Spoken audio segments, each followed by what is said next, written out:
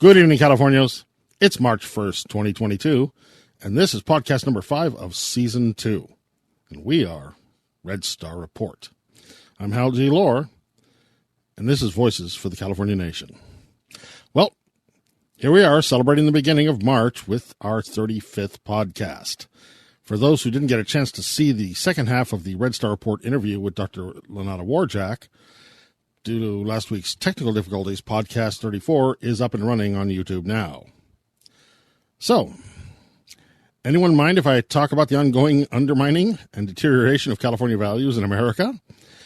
Last Thursday, as the inbred superstitious hillbillies in red state America continued their race to the socio-devolving bottom, Florida's House of Representatives took the lead, told Texas to hold their beer, and passed their disgusting denial of modern reality in the anti-LGBTQ Don't Say Gay bill.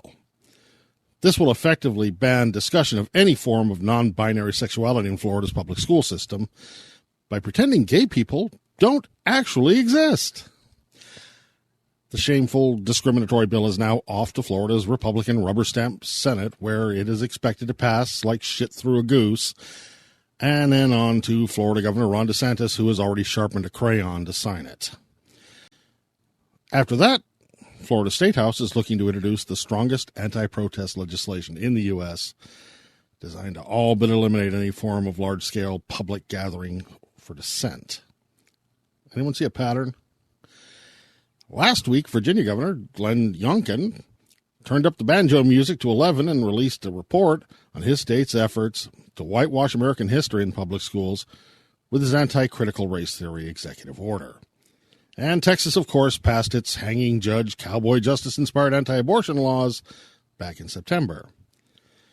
Then there's Georgia, of course, who earlier even than that led the Jim Crow charge on voter suppression and gerrymandering. So, fun. Now, if Californians were paying attention, all of this forward to the past anti-California values legalizing stuff should by themselves be enough to rocket fuel the California independence question. But the word we as a movement need to spread is that this barn dance beat goes on. Once these laws and policies pass review by this kangaroo conservative Supreme Court, a majority of red states are ready to adopt similar laws. And it's crystal clear from conservative media chatter that they are not going to stop there. These anti-California values laws and policies won't just stay at the state level.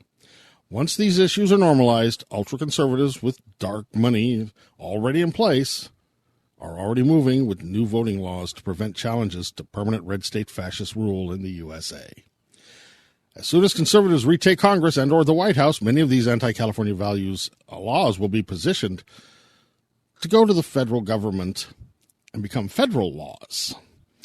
By that point, California, it will be too late. And resistance and protest won't matter, even in places where it still might be legal.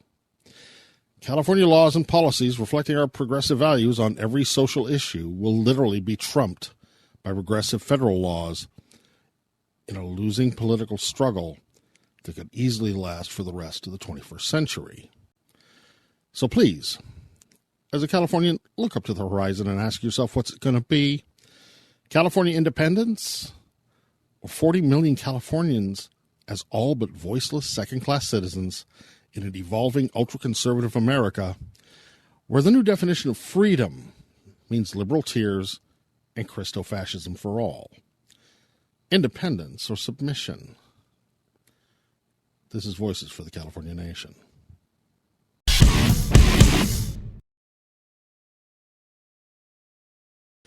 Next, Red Star Report presents another edition of Book Review California with Red Star Report contributor Sue Hirsch. Tonight, Sue has guest author Jill Nagle with Stumble Forward, and Proculturate, How White People Can Create Anti-Racist Culture, Part 1. And that starts now.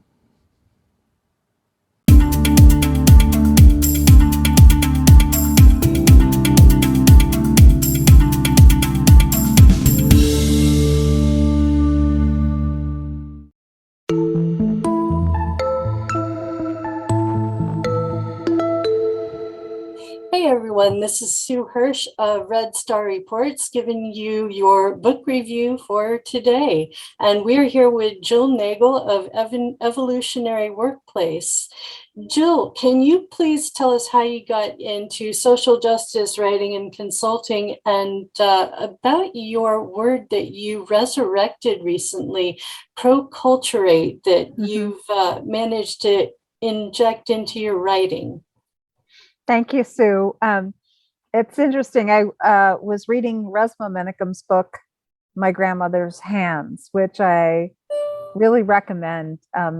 He's looking at how to be with what's happening in our own bodies in the process of dismantling white supremacy. He calls it somatic abolitionism. And in the book, he calls to white people to create anti-racist white culture. And I really resonated with that concept. At the same time, this create on the one hand and anti on the other hand was just sticking in my craw. Create and anti was just not flowing for me. And I realized that I wanted like a pro word. I wanted a positive word. And I thought about how, for example, anti-abortion activists kind of framed their work as pro-life, and that got a lot of momentum, and it's a lot easier to wrap our mind around. Same with like anti-same-sex marriage activists chose defense of marriage, even though it's not true. They're not really defending marriage or really opposing something. So I wanted something like that. And I also had this hypothesis that if we could create a pro something, it could slough away the thing that we want to oppose, much as consent culture organically kind of dissolves rape culture. And I don't know too many potential or actual rapists who would sign up for an anti-rape workshop, but a lot of them are coming out to consent culture workshops because it's sexy, because it tells them how to have better sex. So if we could find a way for white people to sign up for something that's going to help us be better humans, that organically involves sloughing off racism, white supremacy mythology. I'll come back to that phrase later. How much better would that be? But I didn't have a word, so I went looking. I came up with the word proculturate. At least that came into my mind, I should say. And I didn't find it in the dictionary, but I did find it used once.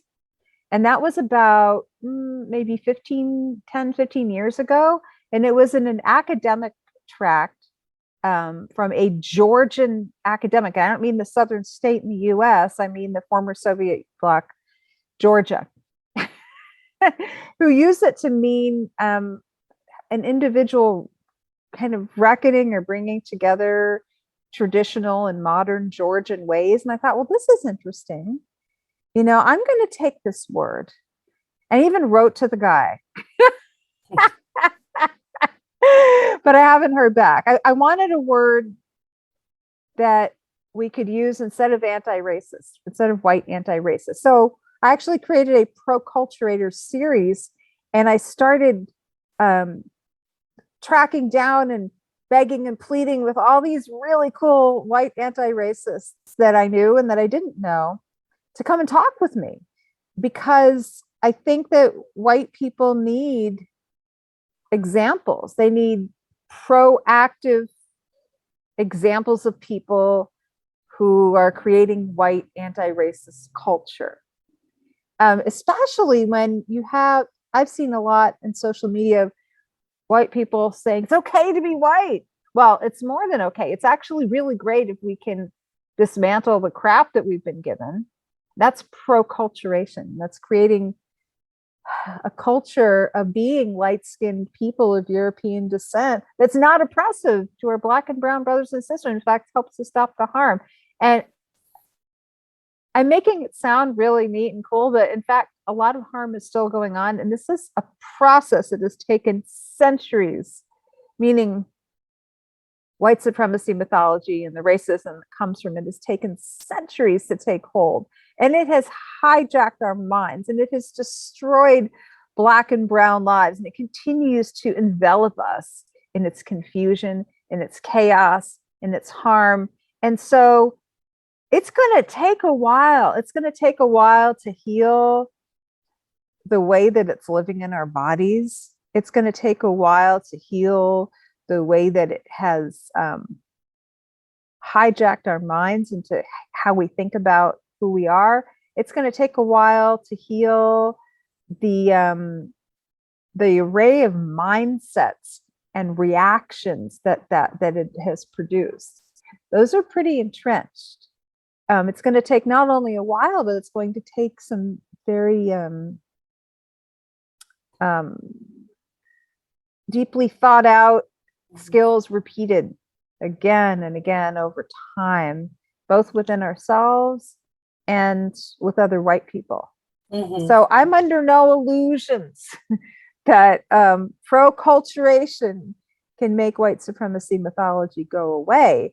What I'm hoping is to grow a set of pathways that can be effective in new ways. That would be great.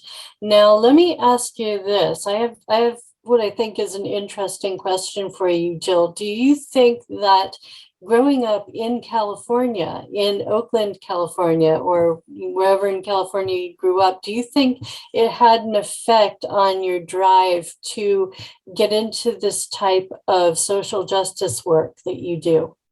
Well, yes and no. So there's two distinct phases. One phase was kind of growing up into this, coming out as bisexual and as a feminist in the 80s. Definitely impacted, my view, and having, this profound disillusionment that, oh my gosh, feminism is so racist and so classist, and having to go from there to look at oppression in general and how ideology guarantees nothing. And in fact, ideologies for liberation are some of the most oppressive to those, even within its ranks, trying to undo oppression. How does that happen? So I started looking at practices, like how do we actually go about the work that we're doing, and how do we create an embodied way of reaching for liberation, reaching for equality, reaching for transformation. So that was all happening for me in the mid 80s, or the seeds of it anyway. The embodied part kind of came a little bit later, and then this more recent phase, decades later, where I kind of wove together my somatic counseling work, my facilitation, transformational leadership work, and my social justice work. That came just in the last few years to this new phase where I've started working with organizations, working with leaders, trying to help them create anti-racist, proculturative practices within what they're already doing. And definitely living in Oakland has contributed to that. I live in a multiracial neighborhood. Our friends are a very multicultural group. And I have Black people in my family. I have mixed race godchildren. I have a Black cousin. I have a Cuban cousin. So this all feels very personal to me, like white supremacy mythology and the racism that comes from it is directly impacting people that I love every single day, people that I'm surrounded with.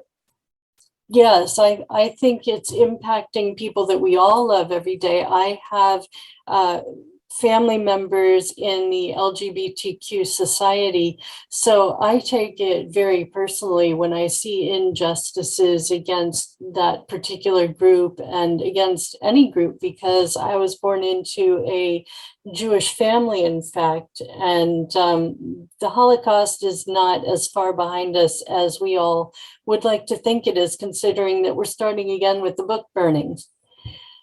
So, Jill, you mentioned the phrase white supremacy mythology. Can you please tell us what you meant by that and what you were about to say about it before?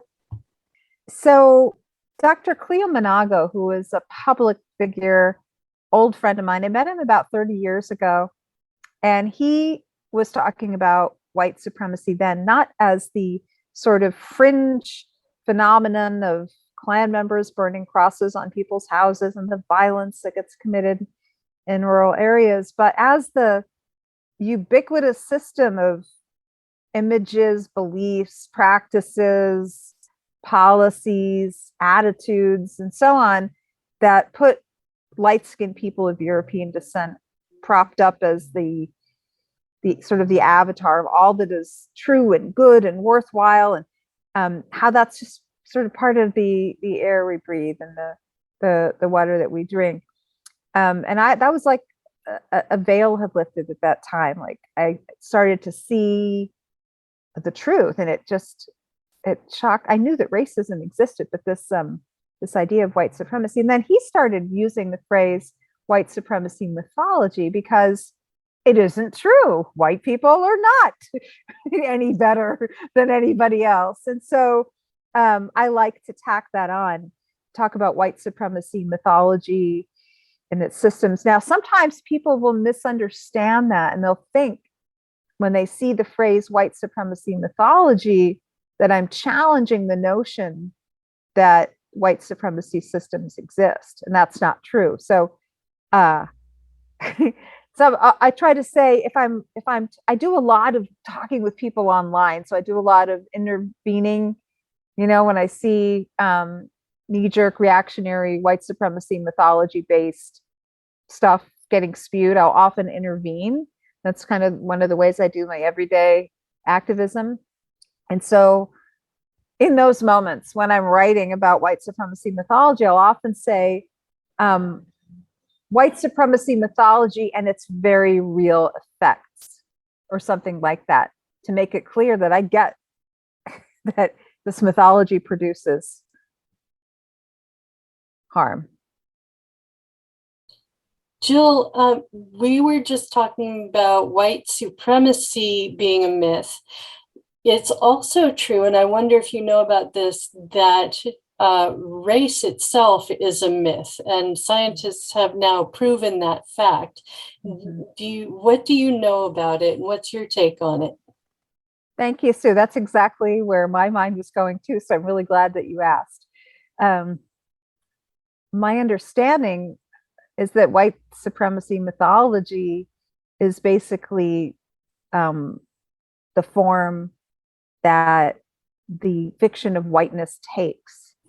And that whiteness was invented during slavery times to distinguish enslavers from enslaved, and also from less enslaved, because Irish were also enslaved, and they came this close.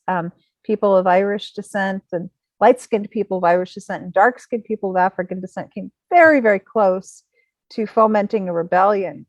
And whiteness was invented to stop that and to ensure distinction between enslaver and enslaved. So whiteness was invented solely for oppression. And it's become something that people forge an identity around and defend as if it were true, as if it were them. And I think there's a lot that goes into that. One thing that goes into that is familial and ancestral loyalties. And people aren't always aware that that's what's governing them. And it's not something that you can really tease out and see or even prove scientifically, but you can see the patterns. So you can see, the Confederate grandfather and great grandfather. You can see the patterns throughout the generations, and you can see people repeating them. So that's one clue. So another thing is very sad and convoluted, and this is what I call the broken promise of whiteness. I think a lot of white people are clinging to white identity and white supremacy, and that clinging and that attachment is bound up with a lot of trauma. There are people in rural communities who are actually being harmed by these policies that were supposed to make their life great again. And this is detailed in a book called Dying of Whiteness, How the Politics of Resentment is Killing America's Heartland by Jonathan Metzl. I think I've got that right. And that's a resource I would recommend offering to your listeners. And he spent, I think, about a decade interviewing people in Kansas and other nearby places. And he found out that, Trump administration policies were not making rural white lives great, quote unquote, again. Rather, there were reduced health outcomes, greater, high school dropout rates, increased gun violence, really horrible things happening to white people who were clinging to these markers of whiteness. And I think that this idea that whiteness is somehow going to elevate a light-skinned person, when in fact it's the work that they're doing, their contributions to the world are contributing to a system that only really benefits people in the upper echelons. That this hostility and resentment at that predicament is going towards Black and brown people whose fault it is not. So it's very kind of convoluted, and I think that poor white people in this country are in a lot of pain, and there's a lot of anger, and the anger is justified but misdirected.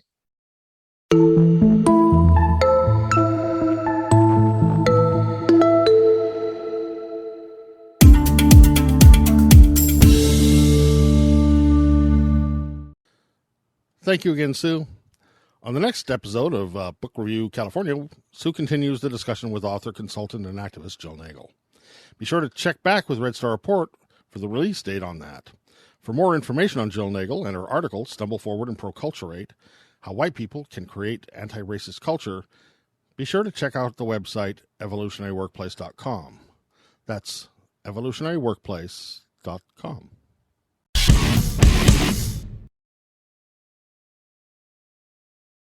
Next, let's keep this podcast rolling with the man, the myth, the legend, Shankar Singham, and Activism in Action. Over to you, Shankar.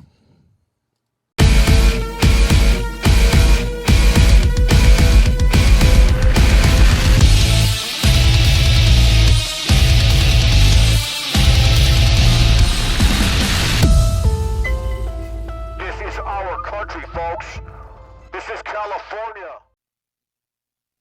Thank you, Hal. Welcome to another episode of Activism in Action. Let's get right into it. Today, the topic is going to be hubris. We have two district attorneys with two very different prosecution styles, but one thing in common. They are both being recalled by their communities. Okay, so let's get into it. We've got Gascon out of LA County, and we've got Spitzer out of Orange County. Gascon, this is the second recall effort for him. This time, though, there's some funding behind it. This time there's money going into the recall efforts. Who exactly? Well, we've got the city of Beverly Hills coming in. So you've got Orion Pictures co-founder Mike Medavoy, supermarket magnate Ron Burkle, real estate billionaire Mark Nathanson, and real estate baron Jordan Kaplan, and land developer Richard Whitetraub. Now, why is Beverly Hills paying millions of dollars to try to get Gascon recalled? Well, two reasons. One reason, there was a murder 2 months ago. A UCLA student was killed on a job up in Melrose. I think if everybody tries to think back and remember that. And the second reason, and this is a big one, is because you have an 81-year-old a socialite named Jacqueline Avant that was murdered in her home in a home invasion robbery. So these two murders, it rattled the bones of the rich, and they don't like it when their own get murdered, and hence you have a recall effort by these super magnates. Now, also remember that Gascon also had Beverly Hills and Hollywood elite support him, but no one's come out in Hollywood right now in support of him in light past these two murders. I don't think anybody wants to get out in front of it. And then on Orange County, you have Todd Spitzer here, who is the racist DA, so racist that his own prosecutors also quit on the job. Gascon's prosecutors quit. Spitzer's quit. quit on the job because of some racist comments he had made on a murder trial, stating something about black men, why they date white women. Those racist remarks absolutely just goes down as a fact on why he cannot be a district attorney. Also, the cash bail that he's instituted, meaning you have to have a cash money to get bailed out. Most people don't have that much cash on hand. They don't do the credit anymore. So you have people just sitting in jail waiting for their court dates. Innocent or guilty, doesn't matter. Lock them up, throw away the key, right? Also, you have a large rate of recidivism by drug abusers. So again, nonviolent crimes, apparently these people need help. They don't need to be locked up. It's not doing zero for their addiction. And then lastly, of course, you have killer cops. You have about a dozen or so cops that have created victims by murdering them, and you've including a city councilman's cousin who requested from the DA Spitzer to prosecute the police. Spitzer would not budge. So you have killer cops, recidivism by drug abusers, cash bail, and racist remarks, and the quitting of a key prosecutor. His assistant, from what is being said, who happens to be black. So that's who, and those are why. As far as Gascon and Spitzer, if they do get recalled, who is coming up on Gascon? If Gascon gets recalled, who's going to replace him? Who knows? There's no opponents yet. No one's running against Gascon. On the other hand, Spitzer, he's up for re-election this year. If he does lose his re-election to Paul Hardin, that will be the end of Spitzer. Paul Hardin again coming out with a similar stance on policy as in comparison with Gascon, very similar. So we'll see. So here is some footage of a protest against Spitzer in Santa Ana. Check it out. See what these people are saying.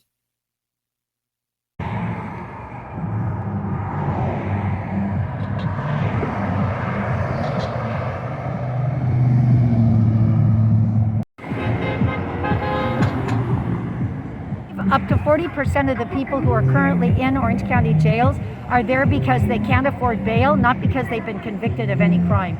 And during the COVID crisis, I mean, now it's getting somewhat better, but they had a huge amount. There were 2,000 active cases. It's just a total lack of consideration and responsibility as public servants. And that is not what public safety is about. We need to reimagine public safety in a big way. So Peter Hardin is running against Spitzer for DA. Will you be actively campaigning for? I will. I've already given him money. I think, he's problematic on some issues, but there's no comparison. Okay. Hello. What's your name? My name is Camille Lewis, and I'm here giving out these flyers and these free Tatiana Turner postcards. We want to get the Orange County DA Todd Spitzer out of office. We don't want him reelected. He was kicked out of office in 2010 for inappropriate behavior. There have been hundreds of police shootings and murders of black and brown people. He has never prosecuted any of them. Our organization, Black Lives Matter, and several of these activists greatly contributed to getting Jackie Lacey, the downtown Los Angeles DA, kicked out because she never prosecuted any of the police officers or killer cops. These people murder black and brown people to get higher ranks in their police gangs. It's like an initiation, and Todd Spitzer and Jackie Lacey didn't prosecute any of these people. We are out here today giving information about how corrupt Todd Spitzer is, why he should not be reelected into office. We've got whole brochures. We have them in English and Spanish because so many people speak Spanish in Santa Ana. We do this monthly protest for Tina Turner, and we just give out these postcards and go into people's cars so they know this DA cannot be reelected. He is trying to prosecute Tina Turner. She was basically a community activist who was assaulted by white supremacists in Yorba Linda. They smashed in her car window. She was assaulted while she was on the phone with 911. So this is Tia. So we're basically flying people's cars so they know, do not reelect Todd Spitzer. What happened to Jackie Lacey is going to happen to him. So it says racism on there. What did Todd Spitzer do exactly that was racist Well, or is first racist? of all, Orange County has a long, notorious history of being a very racist county. Not only that, he has not prosecuted any of these police officers who have killed black and brown people. And there's been hundreds of cases. I don't even know where to start. There's so many names. Say Their Names, which is an organization that fights for families that have been like families of people who have been murdered by police that are black and brown. He's certainly like, these police are not killing college educated upper middle class white people. They are killing poor and underserved low income black and brown people. So that in itself is racism, that he is not prosecuting any of these cops that are also just the gambit themselves. These police officers in Orange County are trying to get into gangs, and they literally are initiated by killing black and brown people. And that is the racism we are specifically referring to when we talk about he is reasons why you must not re-elect Todd Spitzer. He was kicked out of office in 2010 for inappropriate behavior. So recently, he had one of his prosecutors quit on him, a black prosecutor quit on him because his statements were a little too racist. And after that happened, I heard he said the N-word, and then a bunch of other DAs that endorse him took their endorsement away. Have you heard anything about that? No, I did not know about that. But he keeps trying to say that he didn't say the N-word. I did see it on Twitter. He clearly says it. Yeah, he did say it. People are trying to say that he's saying another word, and I was like, no, he clearly says the N-word. You know, you have maybe about 10 or 15 other district attorneys in other counties that have withdrew their endorsement of Todd Spitzer just within the past week or two. So. And even the few people that I've fired cars to have been like, yeah, he's racist. He's a racist piece of shit, all right. This is a big story in Orange County. People are aware that their district attorney is running for re-election and is racist. Yeah. This is why Jackie Lacey was booted out. She was an incumbent. Yeah. She thought she was going to win her third term, and Black Lives Matter protested in front of her office, much like this, boots on the ground, every single Wednesday for like 5 years until they removed her. It's about creating, I guess, public awareness. Your DA in Orange County is racist. He said the N-word. He is denying it. It is on tape. You can literally Google N-word Todd Spitzer Twitter, and it appears on video. I mean, of course, other DAs are not going to endorse him. So he's up for re-election coming up this year. Yes. Who are the opponents to? I have absolutely no idea. This is not my county, but anybody but him at this point. Right on. Anybody but him. Awesome. Thank you very much. Do not write his name in. Do not vote for him. Thank you. Of course. That's right. So here's my take on it. If I see Gascon, if the recall does happen and they get the 560,000 signatures and do manage to get it on the ballot, there's just no way it's going to pass, because what you have is the victims of police violence in those communities over the decades, right? And those numbers are enormous, right? And it's going to take more than the city of Beverly Hills and every single one of those votes to counteract what Gascon tends to do with police violence. So I don't see it passing. I see it getting into the ballot, but I don't see it passing. Spitzer, I think he's probably going to lose his re-election bid unless somehow a case becomes massive for him where he gets some good press. But other than that, if they keep targeting on Spitzer, and who am I talking about? I'm talking about BLM. I'm talking about the National Action Network. Those are the two groups that are behind Spitzer's resignation.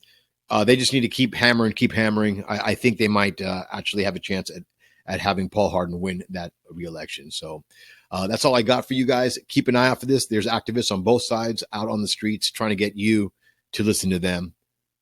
Do it. Okay. That's all I got. Hal, back to you.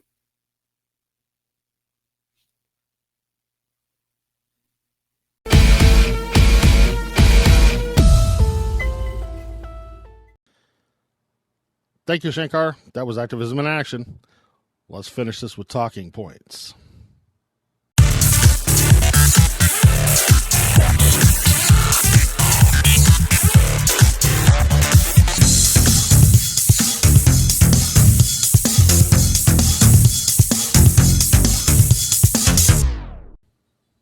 This week on Talking Points, we asked the question, what does Russia, Ukraine, Putin's new zombie states like Donbass, and the California independence movement have in common? And the answer is absolutely nothing.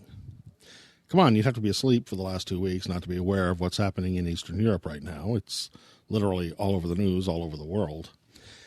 And slice it any way you want, Russia has invaded its neighbor nation, Ukraine. The false flag justification for this was to support a small minority of supposedly oppressed Russian separatists living in the eastern part of Ukraine. Then, in violation of international law, Russia set up puppet governments to declare and recognize the militarily stolen areas as independent countries. An obviously bullshit move that still leaves NATO and the U.S. scratching their heads and trying to figure out exactly what to do. This has virtually no parallel with the California independence movement, by the way, that seeks to create a new California nation through peaceful and legal means. At the risk of giving an oversimplified contrast, talking point. One is a violent military land grab by an anti-democracy fascist dictator carving up his neighbor into puppet states to expand his imperial power, and the other is a peaceful grassroots movement seeking to restore democracy and human rights to the California people by creating a new California nation through the legal, time-honored tradition of swaying public opinion and voting. So what kind of complete moron could possibly equate one of these things with the other? Well, this kind. That's right. Red Star Report's favorite comic punching bag. The former leader of the now defunct, and that's in his own words, Yes California organization. Vladimir Putin's favorite fluffer, Louis J. Marinelli, who within moments after the invasion started went on Twitter to proclaim undying support for these new Russian pariah states. And on behalf of all of us in the California independence movement, recognized their legitimacy and pledged our solidarity with them as the CIM's fearless leader. And that's ironic, because I don't remember anybody ever voting for him. And I guess it also explains why his Twitter accounts all have the comments turned off. I mean, how Russian is that? Which means Red Star Report has to circle back again and apparently re-explain to this Russian asshat that he's not the leader of the California independence movement because it doesn't follow him. And it means I have to remind everybody in the California independence movement that when asked about Louis Marinelli, the best answer is he's a pathetic wannabe Russian spy, screaming for media attention, who doesn't even live in California, who's burned us before with his Russian shit, as he tries to disgrace the real California independence movement for some narcissistic agenda. A crazy fascist nutjob standing on a virtual street corner, yelling at passing cars and followers who aren't really there on social media, and the California independence movement has nothing to do with Louis Marinelli's Russo-delusional stupidity. Because in this case, even if that wasn't absolutely true, it would be a typically Yes California-style Marinelli mistake to support any position on the devolving situation in Ukraine when the California independence movement, politically speaking, doesn't have to. The truth here is that California and the California independence movement are not directly involved or in any position whatsoever to affect the outcome of this at this time anyway. To be clear, it would be insanity for the California independence movement to actually support and possibly legitimize any precedent involving the use of military force by any nation to force its will on another independent nation. Case in point. Go see the frequently asked question that goes, if California declares independence, won't the USA just invade? Think about it. Having the California independence movement support in any way, shape, or form Russia's violent invasion of a former Soviet Union state could make it politically awkward, to say the fucking least, if someday an independent California nation is facing a similar invasion threat to its sovereignty from the United States. Now, wouldn't it? This is Talking Points.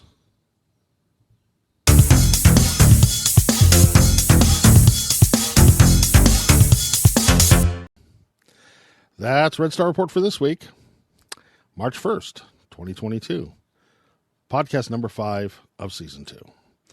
I invite you to check out our website at www.redstarreport.com. And please subscribe to our Red Star Report YouTube channel, which is where you're watching this video right now, I believe. Go to our Red Star Report Facebook page, Twitter, and Instagram, and give us a like and follow. Please, again, please, and again, please. Because if you want a real California independence movement media group, it's all about the algorithms. Our thanks to you and all our Red Star Rebels for watching. We are Red Star Report.